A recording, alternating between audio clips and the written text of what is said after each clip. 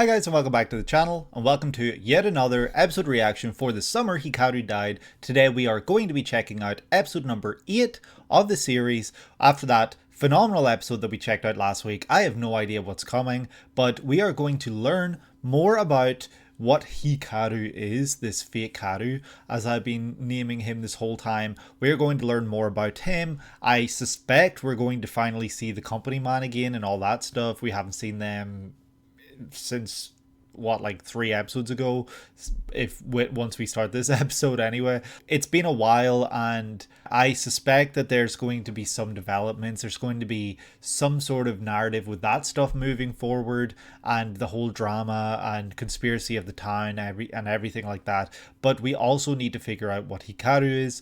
Yoshiki is just so sadly along for the ride. Like, I just feel so sorry for that poor guy. Like, he is really just in a bad spot mentally, and that's ever more clear after the last episode. What he did, what he was planning to do, terrible stuff, sad. And yeah, I just hope that at some point we get to see some sort of acceptance and happiness for this young guy, for this young boy.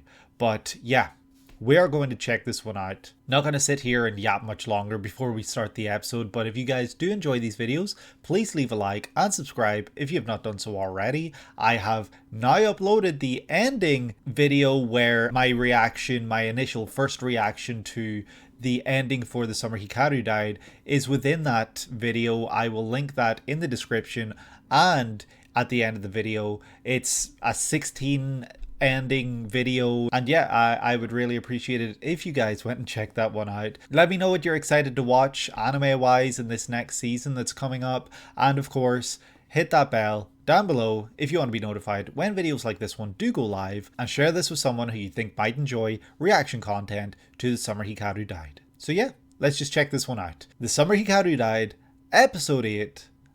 Let's go. How to get bloodstain out of white shirt is a crazy thing to look up. I've heard that bar soap is pretty good. Don't ask me how I know that. It's not as bad as it sounds. Damn, yeah.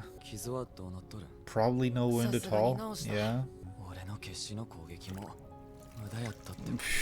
But it has left behind a little scar in the shirt. Sharing the note.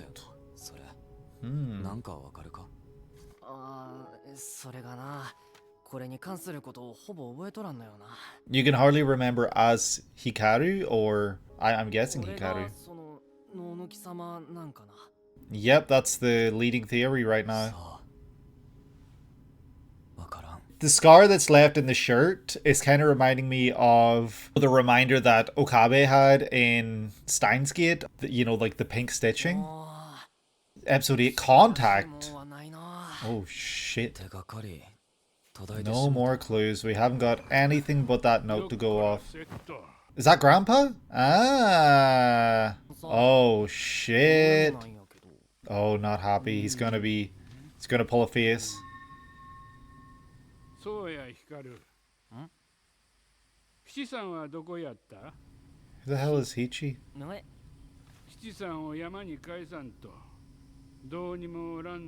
Oh, Hichi is the little thing.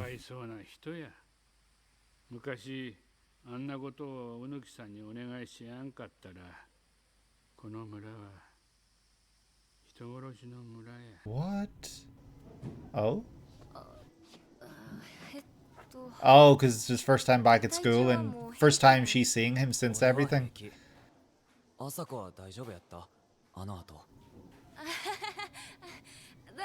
She's so cute.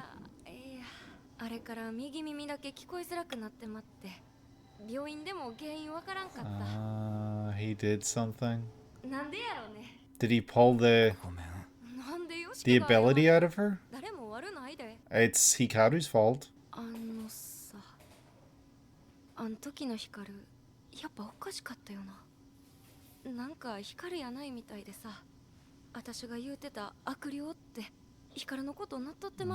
How much is he willing to share?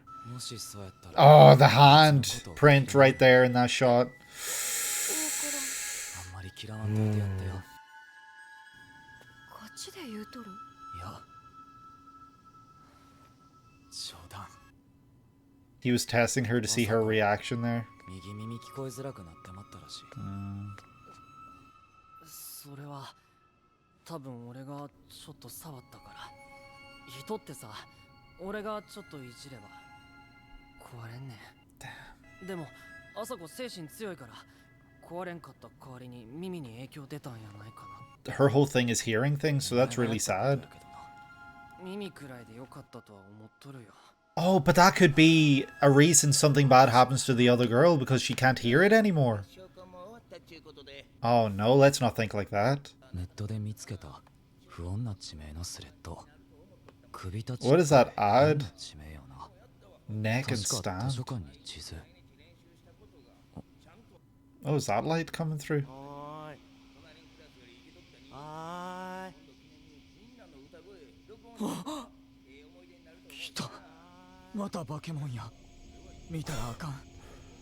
What?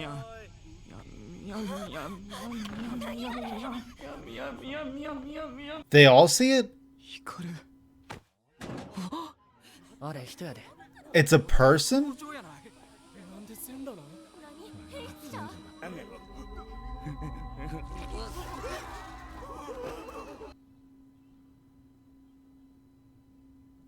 In school in front of the kids?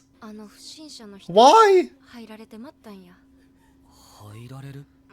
Yeah, possessed, I figured. Probably by the big long neck thing that we saw a couple episodes back. What? Maggie's been beat up now? When did that happen? Because we weren't at school?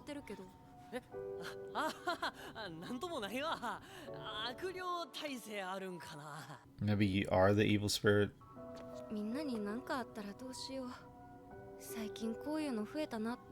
Yeah, it's happening all the time because of what happened on the mountain didn't go down properly.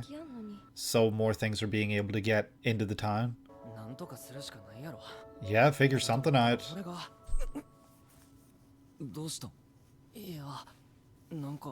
Yeah, I noticed you had something on you earlier.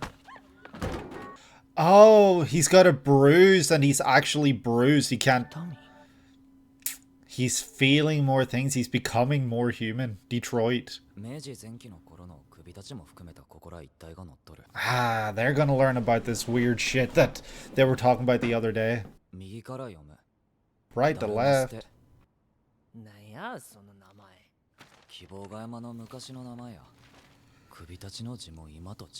Neck and cut. The hell? And what did the guy just do? He cut his neck.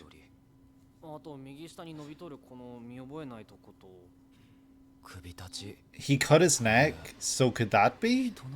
Oh my god, what the hell?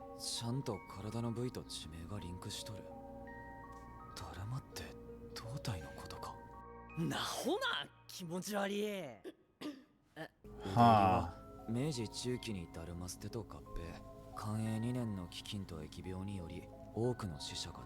Is that part of a curse?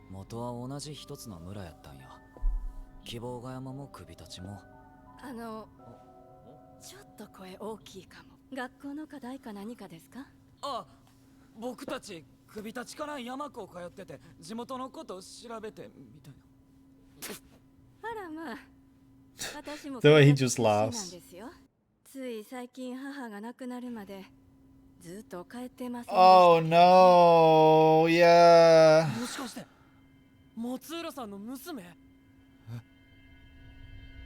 Oh shit, she knows something. That little head tilt, that was creepy as shit actually.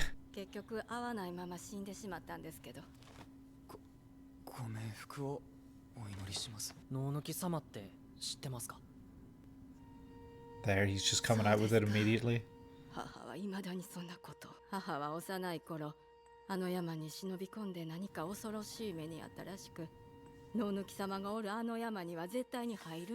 Okay. 能の貴様って山にいる化け物なんか。いや、Yeah, the mountain god it's been referred to as. What is his offering? 今はそうやないってことですよね。そうね。 Huh. 野抜様はあの村が分尊するずっと前から崇められていて、やけどある時の飢饉でたくさん人が死んで、 Okay, それ lore. を境にたたり神になってしまったんやと。 Kubitachi is maybe the only place that still worships this thing. 母がああなったんはね、妹があの山で消えてしまったんが大きいと思いま Ah, す。 shit. 私が小学生の頃、妹はあの山で行方不明になっ That's sad. それは脳抜き様のせいでって。 Girl, stop saying た。 I and my. You're giving yourself away. まさかね。当時は村中大騒ぎでね。子供らは野抜き様なんてよう分かってませんでしたから。でもはじめちゃんたちは何か知っとったような。武田のおっちゃん。そうそう。私らも幼馴染なんよ。あ、そうや。 Ah. はじめちゃんのお父さん。ありがとうございました。すいません、なんかお母さん亡くされたばっかりやのに。ですよ。私は母にとって薄情な娘でしたから。 Really? それでも大事な人やったなって今さら思ったりしてね。朝が嫌や。毎朝お父やんがおらんことに気づくんやもん。 Aw. 笑っちゃいますよね。 Wow, look at this shot. That's beautiful. 俺たたり神やったんかな。たくさん死んだって俺がやったん？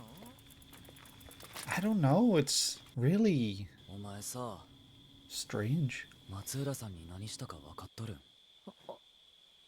いや、分かっとらんな。俺は。 You left someone behind. 俺はアホや。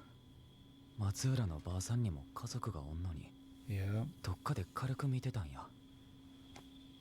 知って重いわ。 That is heavy. 何に対したんや。 And the old Hikaru understood that heaviness, the weight of it, もう分からんのやから。 but this Hikaru does not. これから先、お前がまた誰か殺してまったとしても、 Jeez. 俺も一緒に。 Oh my god, that's awful. 光のことを分かれば分かるほど、ここにおったらあかんってことも浮き彫りになるかもしれん。でももう目をそらすんはやめたから。何しに来よった。このはじめどこにおるんや。早くこっち来んかい。今は都合が悪い。これお父さんに渡しといてください。お前な。 Why his father? Just as the boys are about to come meet him? いや何、お守りみたいなもんです。 Very convenient timing. 乱れん人。 Oh, the hamster's gonna go apeshit because of the mark in his arm. Oh, there it is. Oh, oh no, I don't like this. なあ、君、 Oh, ここの子ですか？はい。 oh, he's closing the gap between them. 何ですか？ He's getting closer to the この村の truth. さ、名産品って何？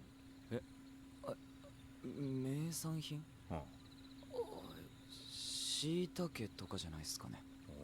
そうなの。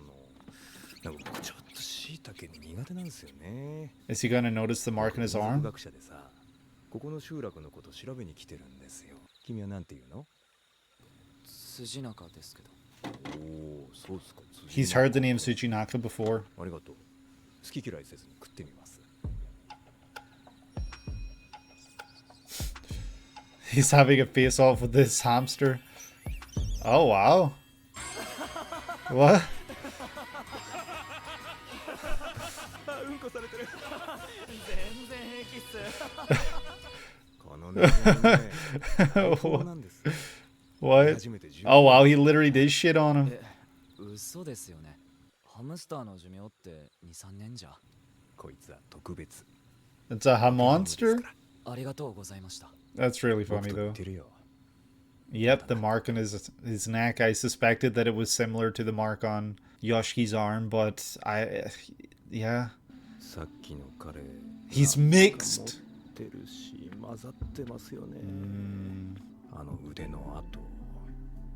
あれには感情どころか自我もない。もっと概念的なもんだろう。It certainly is, and you're gonna figure it out very soon. When are we gonna meet this hunting dog? Because surely it would have sniffed him out on Mikasa's truck, since you're staying at Mikasa's place. Okay, shit. As of yet.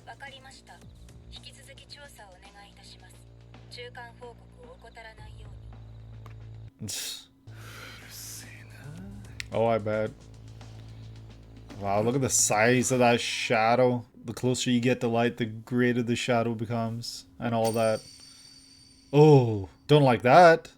さ、俺のかけらちゃんと持っとる？持っとる。肌身離さずな。絶対なくすなよ。それ壊れたら多分俺の無事じゃないから。は？そんな大事な。Well, he doesn't know what could happen. こんなに静かやったっけ? Yeah, that's true. Had they been sucked into some sort of alternate void? Because it was... There he is, the long neck monster. A bell-bearing... What's that thing in Elden Ring? Oh my god, I don't like that.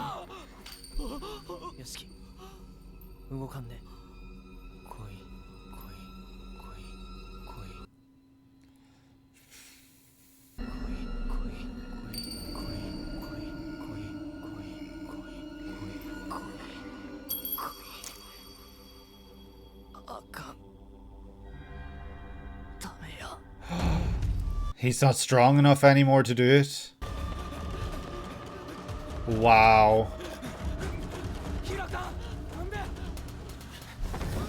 Jeez, Hikaru, that looks brutal.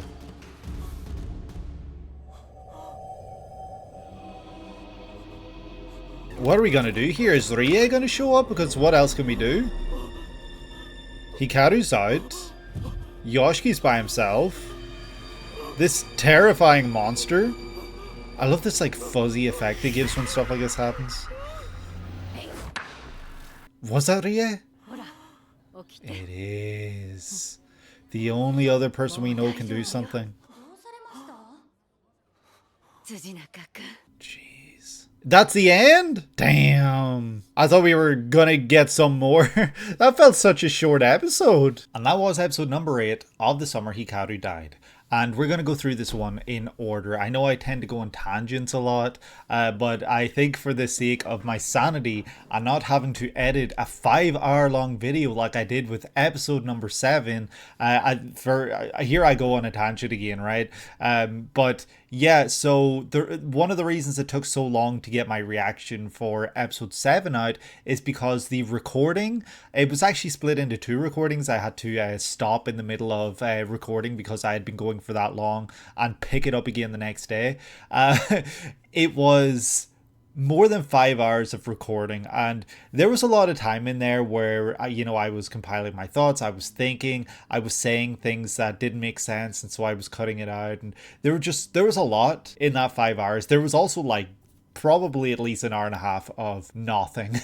And I think there was even a point where I went and made myself breakfast or something like that. I say 5 hours of recording, but I did still have to sift through that 5 hours of recording to make sure there was nothing that I didn't miss or anything. So for the sake of not repeating something like that, I think I will be trying to go in sequence of events here, because I've been trying to do that, but I tend to start these things with talking about something that I found most important or most interesting or something like that, pivoting off of that into something else, maybe pivoting back to something else in a previous episode, and then going back to the beginning of the episode and talking about it, and then getting to the point where I'm repeating myself because I'm saying things I've already said. And yeah, nightmare. But yeah, sorry, this was a huge unnecessary, not even a rant.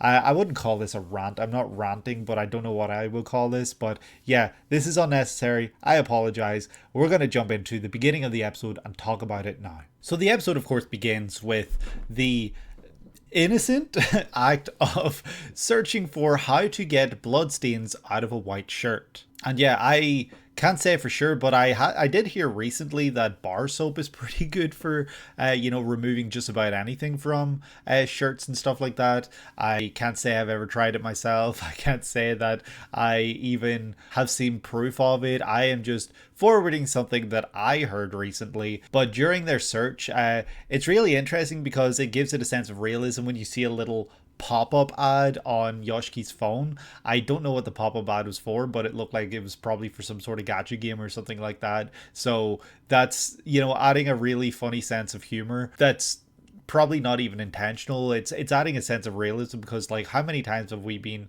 on an app or doing literally anything and one of these ads pops up for a gacha game that we don't give a damn about? Or maybe you do care for those games. I personally don't, but that's besides the point. Hikaru himself says this feels like we're trying to erase evidence of some sort of murder that happened, and yes, that is how this appears. Like cleaning the blood, wiping the blood. There's something very metaphoric of this whole act where Yoshiki tried to kill off this version of Hikaru, but he couldn't, and so he's trying to clean off the evidence of that, and he's trying to wipe the slate clean, essentially. And part of doing that is with this white shirt and cleaning it. But we did see that there was a mark left behind, like obviously the tear in the shirt from where he was stabbed. And despite the fact that Hikaru himself has been able to heal his wounds, he's been able to repair the skin and everything like that and make it look like he's got no damage done to him or anything like that. He was able to fix that. He goes on to talk about how he's finally, well, not finally in the sense that he's been wanting to, but he is now starting to feel pain. He's now starting to feel these things that once he did not. So that's the first sign within this episode that he is becoming more human. And it's funny because I can't remember if I said it in the last episode, but Hikaru is becoming more human and Yoshiki is losing his humanity more and more as these episodes go on. And something that someone said in the comments for the previous episode that I had noticed as well, but I never commented on because I didn't know if I was imagining things or anything like that, but Yoshiki's eyes are becoming darker and darker. The shadows over them are getting more intense almost every episode, and that's, kind of like an insight into his psyche, into his mindset and everything. He's no longer got any light in his life and in his world or anything like that. It's just all this like doom and gloom darkness, and it's really taking over and it's having a huge effect on him. So I think that it's really interesting that while we're getting this idea of him losing his humanity a little bit each episode, basically, while Hikaru gains a bit of humanity, you can kind of see that in a physical sense, both with both characters, one with the eyes of Yoshiki and then with Hikaru a little later on as we find out he's feeling a bruise, and you can see that bruise, and that's kind of a sense of his humanity. And something else that we saw in the previous episode, there was a lot of blood everywhere, and blood is a very human thing. Well, I know that animals and like living beings also have blood, but this monster thing, like some of the other monsters within this series that we've seen so far, I wouldn't suspect have any blood within the bodies that they inhabit or anything, or that they have. So seeing blood gives him this sense of humanity. So it's just very interesting seeing all these things play out as they do. So really interestingly, this is where Yoshiki decides to show Hikaru the note that the original, like the real Hikaru had written, or I don't know if it's his handwriting, I can't remember if that was confirmed or anything like that, but it was in his room. And there's mention of Nuki-sama and a mention of Hichi and just everything like this. And Yoshiki, after they discussed in the previous episode that they were going to find out more about Hikaru and they were going to discover what he was and they were going to learn about him and they were going to do their research, this seems like a great idea to him. And I kind of agree. I was not expecting this. I thought that this would be something that Yoshiki would keep to himself for as long as it took until he was able to, kind of understand more, or maybe he would have forgotten about this note until something else showed up down the line that reminded him of this. I thought that things were going to go in that direction, but I'm glad that they don't go in that direction and that he immediately kind of brings this to Hikaru's attention and they try to figure things out together. So this is also the point where Hikaru asks if Yoshiki thinks he might be Nonuki-sama, and Yoshiki doesn't really give an answer, and to me that seems that this was the thought that Yoshiki had, and that this is the obvious running leading theory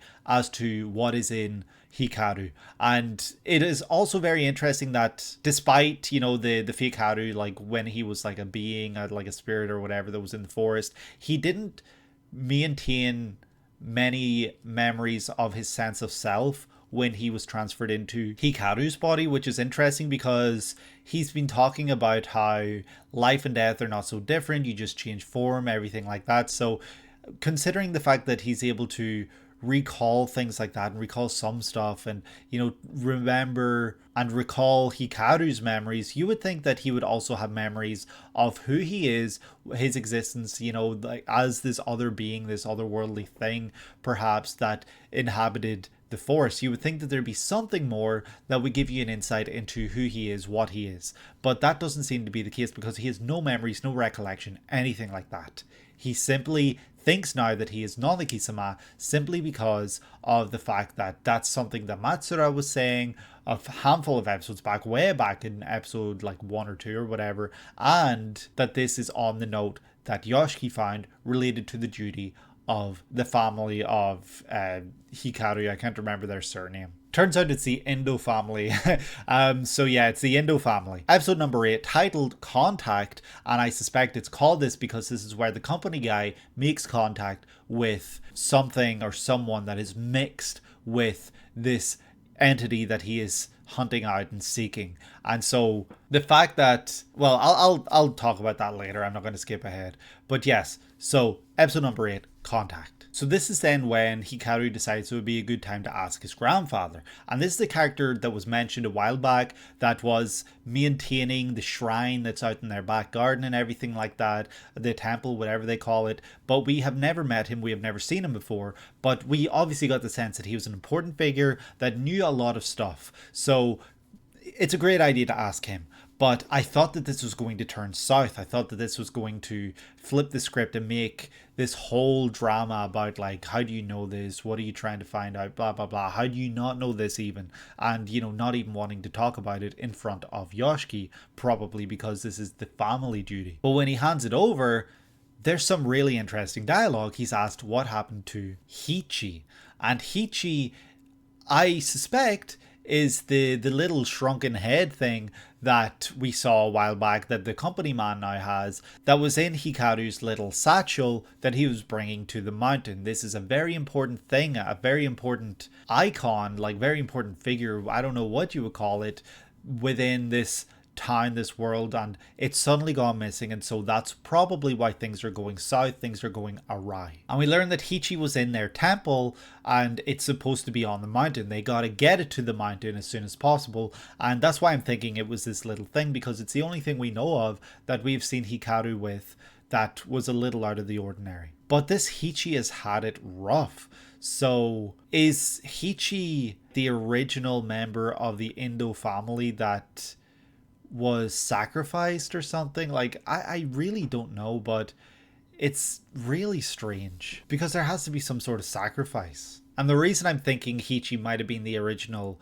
Indo is because Grandpa Indo says that if Hichi hadn't asked Uniki to do all that stuff back then, and doesn't really elaborate more than that, but that's enough to, you know, kind of get the neurons sparking and flying and thinking and theorizing and wondering if that means that everything that's happening in this town is because of Hichi and some sort of contract that was probably or potentially made with this Nanaki-sama figure within the mountains that now means that some sort of sacrifice or offering has to be made to Nanaki or bad things will happen. But it makes you wonder, what was the original request from Hichi for Nanaki? Like, what were they hoping for? What did they want that caused them to go seek out this figure and create this contract? Again, I don't know if that's actually what happened, but in my mind that seems like a good guess. But then he mentions that this village is a murder village,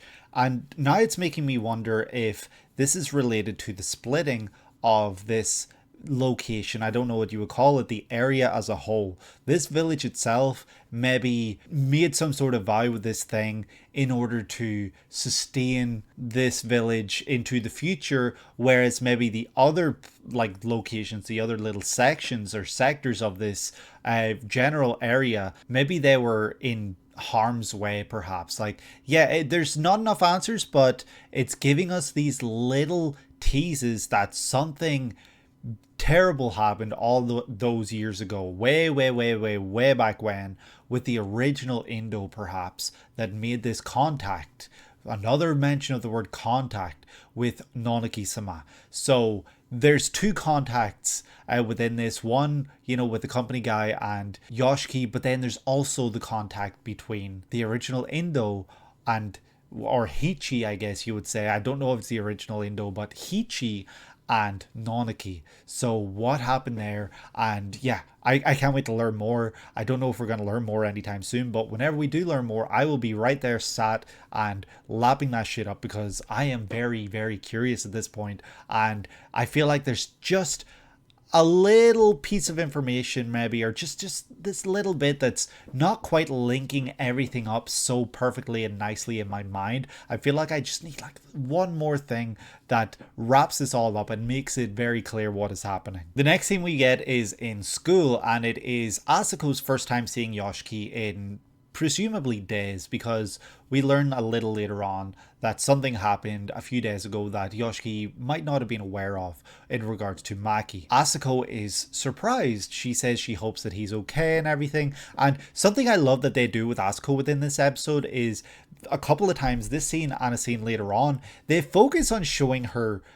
This is going to sound really creepy. I don't mean it in that way. She's wearing shoes, but they focus on her feet, which tell you a story. She is fidgeting very awkwardly with her feet, and again, she's wearing shoes, so I'm not trying to make this creepy, but it tells you something about her. She is kind of trying to hide or mask, you know, this awkwardness or this weirdness with her face and how she's speaking with Yoshiki, but you can see from her body language that she is awkward and she is being quite weird here. And Yoshiki staring dead ahead, not showing any reactions, not showing any emotion, kind of is very odd and off-putting here, because he's someone who has been going through a lot, and so it's just really sad to see that the emotions that we used to see within him kind of fading away and disappearing. When, again, in talking about emotions and humanity, who do we know that is learning to show emotions and learning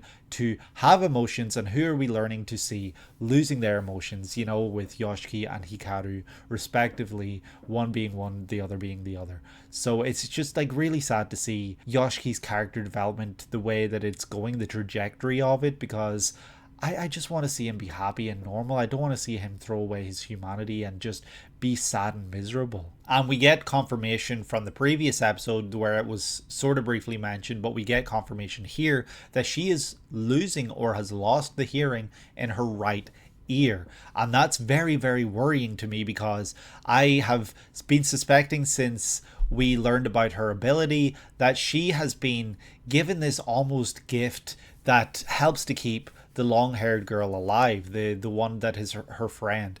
And we have seen that friend in a couple of situations where she has been put in danger's way, in harm's way, and Asuko has been able to stop her or save her in each of those instances. The first time we saw it within the series was with the train, but the first time it happened within their lives was when she was a child who just learned about her abilities and powers from her grandmother, and her friend was going to cross the road as a car was approaching.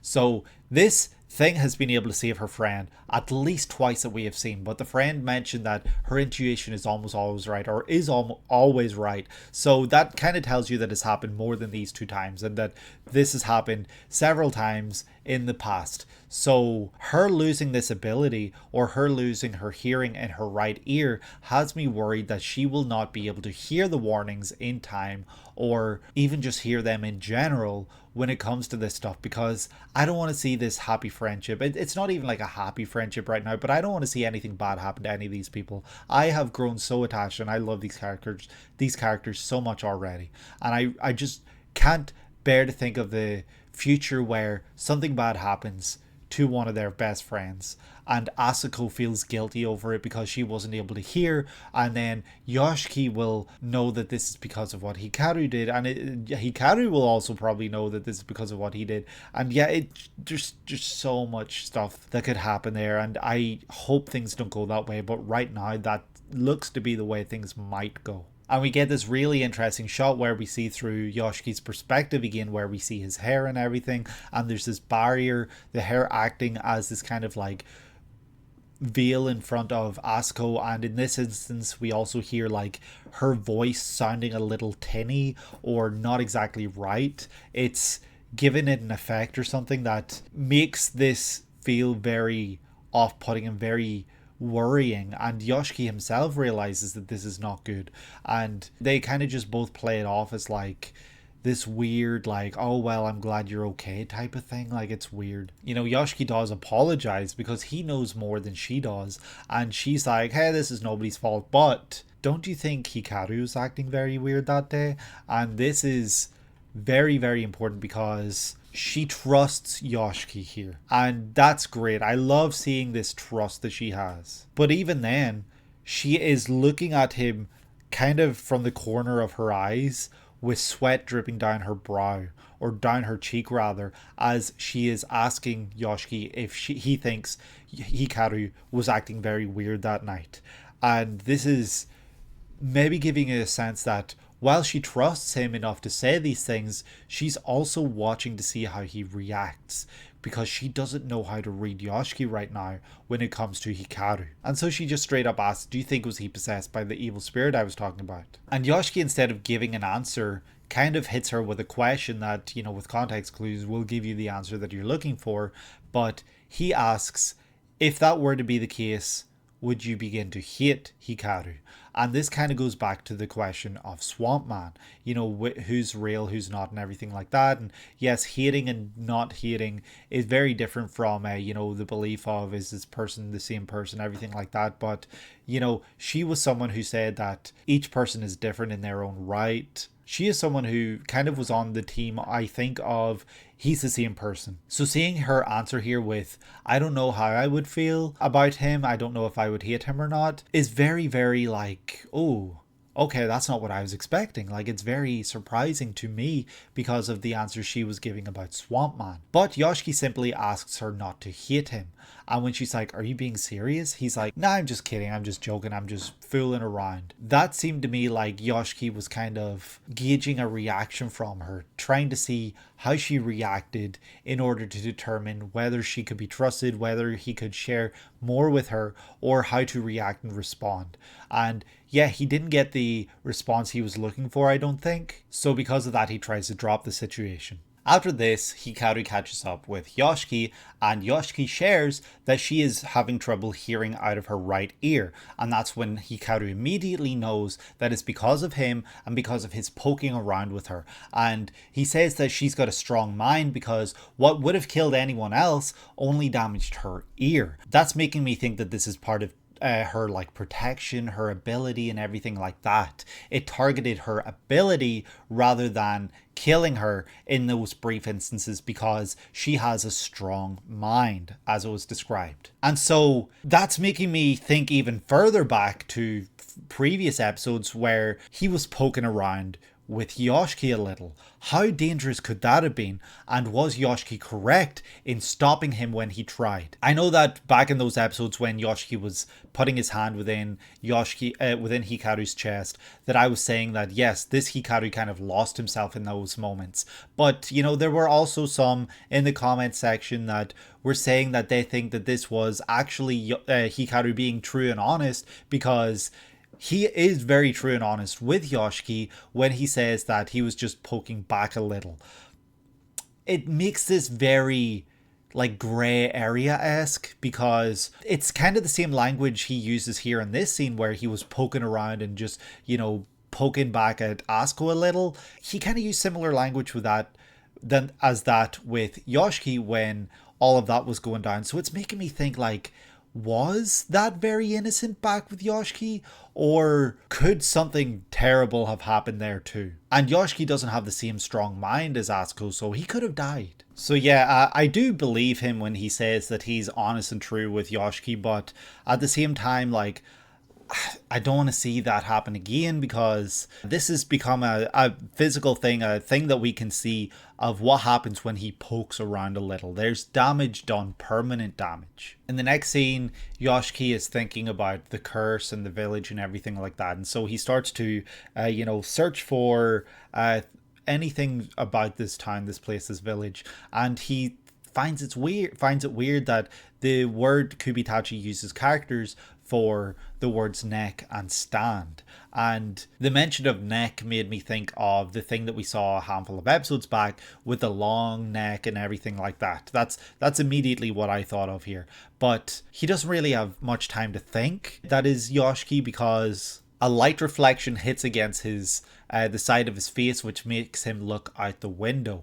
And there's this thing standing there, this figure that looks like a person, as a human figure, standing there wielding a knife, brandishing a knife, and yelling hi, hi, hi. And it seems to be targeting Yoshiki here, which is related probably to his mixing. And something else I want to say about the mixing, everything that I've been talking about so far about how Yoshiki is becoming less human, Hikaru is becoming more human, everything like that, it feels like that mixing is kind of relevant to that stuff as well. But Yoshiki's looking out the window and he is in absolute disbelief. He starts to think that this is a monster, this isn't a real person, and that he can't look. He starts to hold his head and mumble to himself, don't look, don't look, don't look. But that's when other classmates look out and see this thing too, which from my understanding would not have happened if this thing was a real monster. I don't know if they would have seen it. I feel like the reason Yoshiki can see these things is because of his closeness with Hikaru. And yeah, you could say, well, different characters have seen other things as well. Like Kaori, I can't remember her name, has seen the wig monster and everything like that. And there's been other things, but yeah, I don't know how that works. But my understanding or my guess is that these monsters make themselves present to who they want to see them, if that makes sense. And so the fact that everyone's able to see this, it's very curious. I'm like, why is that the case? And that's then when Hikaru walks over and says, that's a human, that's not a monster. So yeah, something has possessed this human, and it's very, very shocking to see, because they're standing outside naked in the middle of a school holding a knife, and then they take their own life by slashing their neck, there's that mention of neck, and killing themselves in front of a shit ton of children. That's messed up. Those children are gonna have that in their memories now. That's something that they're always going to think about. That's traumatizing. When the friends are talking a little later on, Asuko shares that something was within that person. So we have confirmation, even though that in my mind is like fairly obvious. But yeah, I'm glad that we got 100% confirmation, because she was able to sense it. And this brings up the conversation about that thing was that person was possessed and did something terrible like this. A few days ago, someone seemed to be possessed when the boys were playing baseball, and someone went on a rampage, a berserk mode, and attacked Maki. And then we see the back of Maki's head, and he's got a sling on, it looks like it's wrapped around his neck, but we don't actually see his face. So we don't know how he's feeling. We don't know if something's up with Maki right now, if he's like very sad and upset because he can't do anything. But yeah, that happened, and we're just kind of told that now, and I don't know if Yoshiki or Hikaru knew about that, but she is sharing that she sensed this thing possessing the guy who did that in the baseball field, and she sensed something similar here again today. And that's when she asks Hikaru about his possession, and Hikaru's like, you don't need to worry about me, I'm fine. So Hikaru comes up with the idea that he's got some sort of immunity, and Asuko then turns to look away. It shows her feet again, and she's fidgeting a little awkwardly, and she just says as she looks out the window that she's getting worried about them, which is fair. She's the only person who's really seeing all the weirdness surrounding these two boys. So the boys vow to figure out something here, because everyone's noticing that there's more stuff going on. Rie noticed it, Asuko is noticing it, and the other characters, like the men that these boys haven't come in contact with really, but the men are also noticing more things happening. So there's obviously more happening. You know, it's been mentioned time again, more than usual, and nobody's really able to do anything. So Hikaru and Yoshiki vow to come up with ideas, and they will figure out what is happening here, and they're going to do research, they're going to figure stuff out. But that's when Hikaru feels something on his arm. It's a pain from a bruise that he has never felt before. He's never felt this kind of pain, so it's all very new to him, and this is yet again humanizing this character of Hikaru. So the boys go to the library where there are maps of the entire region, and they are able to, you know, figure out where things are in this region, you know, Kubitachi included where they are, all these other locations that are now separated from Kubitachi in this region, and they are off doing their own things. They've allied with other parts. That, you know, there's this whole history that I'm not really one that can remember this stuff easily, especially with place location names that I don't really remember because of the fact that it's in a different language. But it's interesting because all of these place names are related to parts of a body. So there's cut neck, there's torso, there's stuff like that, and whenever they lay out the map, you can see that it has the shape of a figure, the shape of a person, and whatever body part it looks like, the area on the map looks like, that is what the town, village, whatever it is named. So Kubitachi used to use the characters neck and cut, but now it uses neck and stand, and I don't know the relevancy of that, so I'm not even going to try, but it's worth noting that things have changed, even with the naming of the town, the naming of the village, and the characters used for the village. There was a famine and plague that, you know, killed a lot of people back in the 1700s, the mid 1700s, and that, in my mind, is like an indicator as to maybe when all of this started. The Hichi kind of situation that happened might have been in relation to this famine. Maybe because this famine was happening, Hichi went and made a vow, made a quest, like made some sort of a contract with Nonaki-sama, and because of that contract, some sort of offering has to be made every year or every so often. I'm not sure if it's every year, I can't remember, but I feel like the famine might be a good reason for someone to go and make a contract with such a thing. And this famine is the reason all of these parts in this region, these villages, these towns all split off from one another. They used to just be part of one big community, and now they are all separated. And of course, we learned in a previous episode that Kubitachi, where they live, is the only place that doesn't have like a church of worship or anything like that, but they worship this mountain god. So it's very different here, and they might have protection from Nonaki, whereas the other places don't, the other villages and everything like that. So makes you wonder why that is the case. So they're approached by you know, the librarian, who's like, hey, you kids are too damn loud. Like, I can't what is it from the music video for I think it's We're Not Gonna Take It by Twisted Sister, I think, where it's like the father being like, your music is too damn loud or something like that. I'll have to look it up, but you know, that's kind of what this was reminding me of, even though it's nothing like it whatsoever. Oh, also something that I forgot to mention from way back, the scene where it was showing the guy outside the window, that was reminding me of Scary Movie, with, you know, where she looks out the window during the I Know What You Did Last Halloween scene, and you just see like a ghost face, you know, out the window. It was reminding me of that. Also kind of reminding me, but not at all really, because they're outside. It's not like looking out a classroom window, but in Hereditary, when he looks across and hears Joan screaming, this one reminds me a lot more of that Scary Movie scene. I can't remember if it's actually in Scream or not, or in I Know What You Did Last Summer, I guess. The scene from Scary Movie, you know, just looking out the window and seeing someone with a weapon waving at you, basically, definitely made me think of that.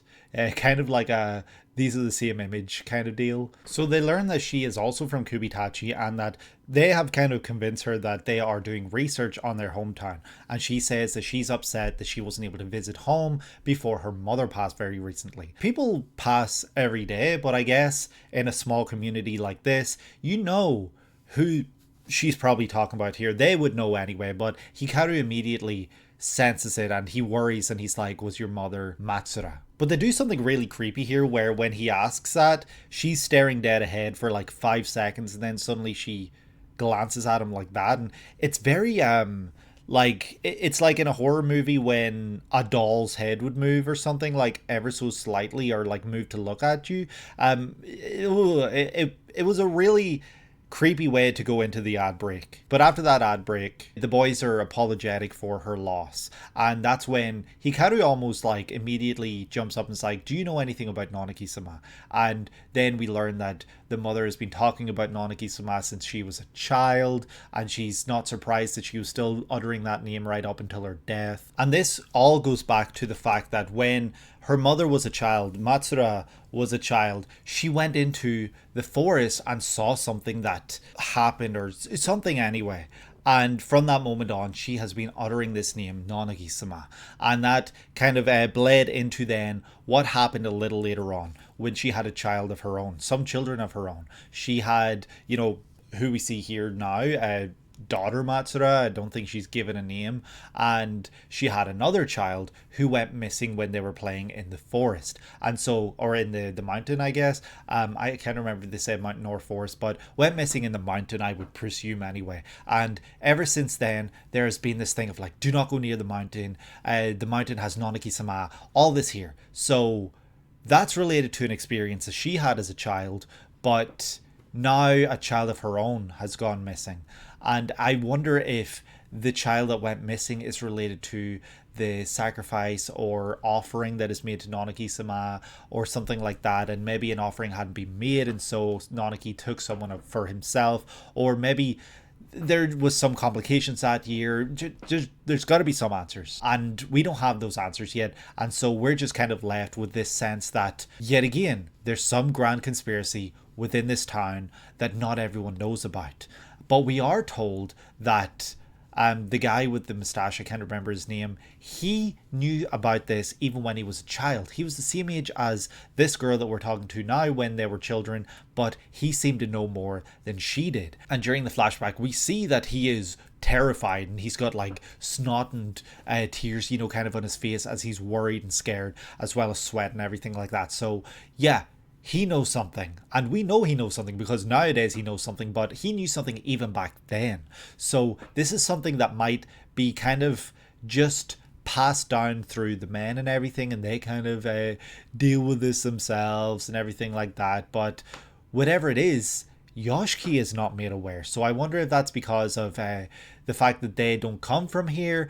And this was mentioned a while back when the whole thing was that, you know, even I can't remember his family name, but, you know, they said even this family is invited to these things even though they're not from here and stuff like that. Maybe that's why Yoshiki isn't aware of this stuff, but maybe the other men in this village are, the other young boys and everything. And in the past, this god of the mountain used to offer protection for an offering. Like, it would give protection if it received a certain offering, and we're not told what that offering is, but going off of context clues, it might be related to a human, but it also might be related to this Hichi. Maybe the Hichi is kind of used as a deterrent and to trap Nanaki here, so maybe if someone does stumble into the mountain, even if Hichi is here, Nanaki can snatch that person up.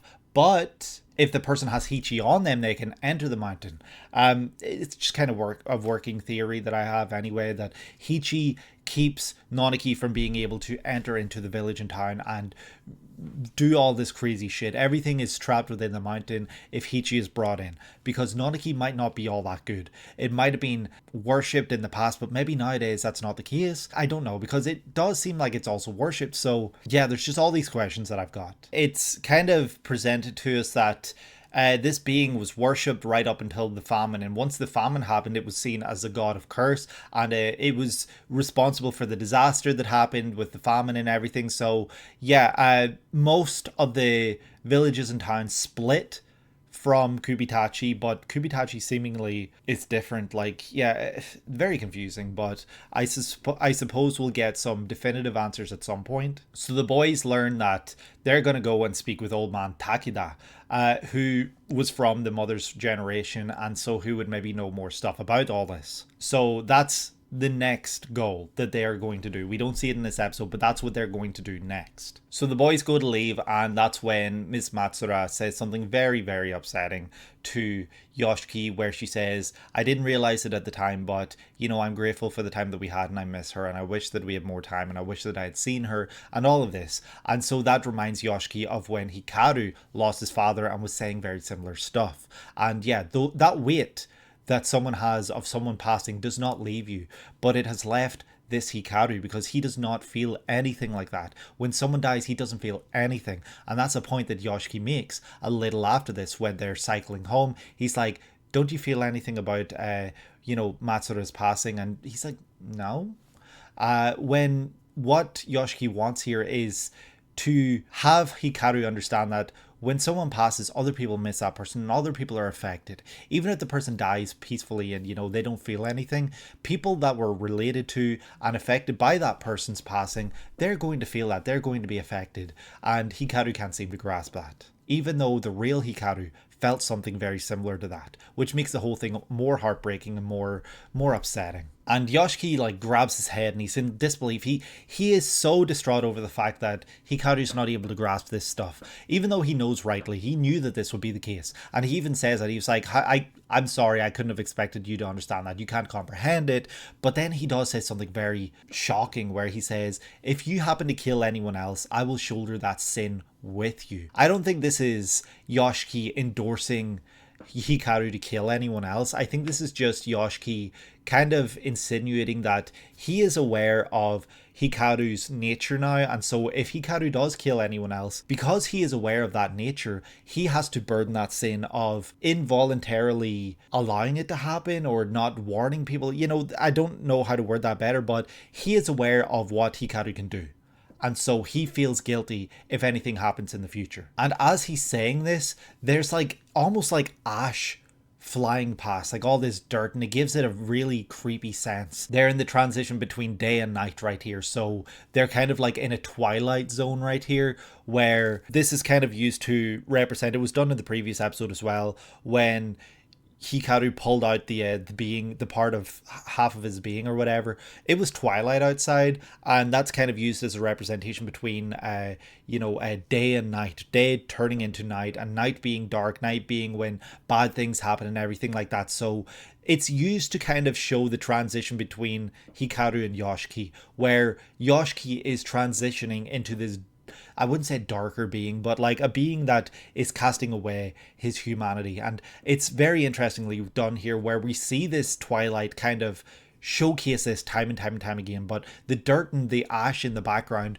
definitely gives it a creepy sense here. And yeah, Yoshiki in his mind is thinking like, this Hikaru can't stay here, but I have to shoulder this burden. And in the next scene then, the company man shows up to Takeda's house and he's like, hey, give this to your father. It's a protection thing. I can't remember what he says, but this seems very convenient. Why would he show up here all of a sudden to his father, like this guy's father's place? Like, it seemed very random. I don't know if there's a reason for it or anything like that, but yeah, it just seems very convenient, and a convenient story writing, if I'm being honest, in order to have something present within that scene when the boys show up in the future, because we know that's going to happen. I don't know if there's a reason. I'm sure there probably is that I missed or that I'm not thinking about. The next scene is a very, very interesting and important one within this episode. This is where we get contact between the company guy and Yoshiki. They cross paths, and Yoshiki can simply think, wow, he's tall, and the company guy knows that something's up here because the hamster starts to kind of freak out a bit, and this is the indication that there's something happening, but it doesn't go apeshit, the hamster, so he doesn't think that this is like Nanaki or the entity anyway that he's searching for, but he knows that this person has contact or has been touched or is mixed anyway, and he gets all that because of the arm and everything, and his and on his, like, the marking on his arm, and he says we're very alike, and he's got this mark on his neck that we've seen since all the way back. So there's a sense that he knows about what's happening here with Yoshiki. Perhaps he also went through something like this, but he plays it off as like, hey, what's a souvenir to get while I'm here? You know, I'm here for this. And then he's like, oh, by the way, what's your name? You know, plays it off very cool and casual. So he gets to learn the name of, you know, Yoshiki's family very naturally here, I would say. But now that he knows, he's going to be able to do his own digging and his own research into Yoshiki, and he's going to be able to figure out all about Hikaru because he's his best friend. And he's also going to find out, you know, well, his best friend is the Indo, and they're the ones that were supposed to do all this stuff, but he went disappeared and all that. So he's going to piece it together very soon, I would suspect. But the way this plays out is quite eerie because there's like a slow turn, and he's like, that kid, you know, like when he's sensing that there's something there because of the hamster. So it's done quite eerie, and it definitely had me a little worried and anxious for Yoshiki here because I didn't know what was going to happen. But the way it plays out, it's kind of funny because they end up like playing with the hamster, and it's a bit of levity in an otherwise like anxiety like ridden episode that like really just had me full of anxiety for a lot of this episode. It was nice to have this little moment within this, and it just goes to show this company guy is not at all always serious. And Yoshiki as well is someone that we have seen be serious a lot, so having this little moment, it's really, really nice just to see that he's still a person beneath it all. Still a person who likes animals and pets and everything like that, you know? So this hamster is a monster. It's a special hamster that has been alive for 12 years, much longer than the normal hamster. And this is his partner. So I wonder if this hamster is related to the markings on his neck. But whatever it is, there's more to this hamster than meets the eye. And this is the first time we've kind of been given a little bit of information about this hamster, because otherwise we've just seen it freak out when it sensed the being crossing the barrier. And so he's like, as they walk away from one another, the company guy is like, you know, he's mixed, he's, you know, this, that, and the other, and I need to figure this out. I wonder if my hunting dog can figure it out. And he walks into the light. You know, he's coming into the light as he's thinking about all this stuff, and as he's realizing things, he's finally coming into light. And that's shown to us quite literally here. And that's when he takes a call, and his shadow grows longer because of the light. So, you know, even though he's getting closer to the light, his shadow, like this darkness is getting bigger. I guess that's what it's kind of telling us, because in a very Kingdom Hearts kind of way, you know, there's a whole quote at the beginning of Kingdom Hearts where it's like, the closer you get to the light, the greater your shadow becomes, or something like that. It's kind of like this idea of the closer you get to the truth, the worse things get. You know, like the bigger things get, and the more intense it can all get, I guess. But he gets a call from his supervisor, I guess, who's like, hey, you need to check in every so often. You can't neglect that duty. The boys are out for breakfast, I think, or lunch, I'm not sure, but they are out eating, and suddenly everyone disappears except Hikaru and Yoshiki. And there's this being behind Hikaru, the thing with no neck, or a very long neck, whatever it is, like a string neck that has a head attached to it. And Yoshiki sees this, and he starts to panic, he starts to worry. He sees it under the table, and he doesn't want to look at it. He doesn't know what's going to happen. He's worried, and he's very flustered and panicking, I would say, here. And all he hears is a bell ringing, and this bell ringing is an indication that this thing is here. And Hikaru senses it, grabs Yoshiki's arm, and is staring in a very weird way. He's not staring at Yoshiki, he's staring at the table, and he's kind of just like wide-eyed, bug-eyed, and just focused. And he's like, come, like he's saying to come here. And I can't tell if he's talking to Yoshiki here because he's kind of pulling his arm towards him, or if he's talking to this other entity, because this other entity comes towards Yoshiki and he attempts to eat it, but it doesn't work because Hikaru has been weakened. And this weakening is shown to us because his eye's bleeding, there's blood dripping from his nose, and he collapses. There's nothing he can do here. So they try to run away, and that doesn't work either because they can't escape, they can't get out of here. And Hikaru, this is where he actually collapses. But as Yoshiki is panicking and seeing this thing coming towards them, that's when Rie slaps him, it would seem, slaps Yoshiki, snaps him out of it, and it's like, hey, I'm glad you're okay. So, yeah.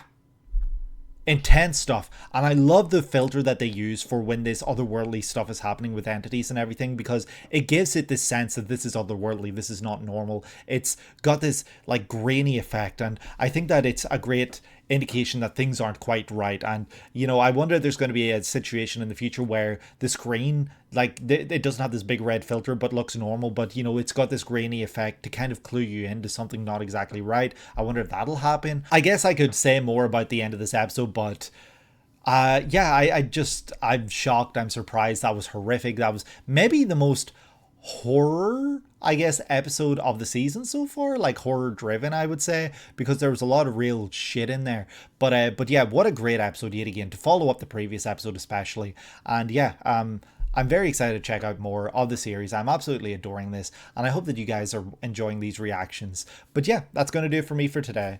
I hope that you guys enjoyed. If you did, please leave a like and subscribe if you have not done so already. Leave a comment down below letting me know what you're checking out this season of anime, and of course hit the notification bell down below if you would like to be notified when videos like this one go live, and share this with someone who you think might enjoy these videos. And yeah, that's going to do it for me for today. I hope that you guys are having a great day today and that you're able to take it easy.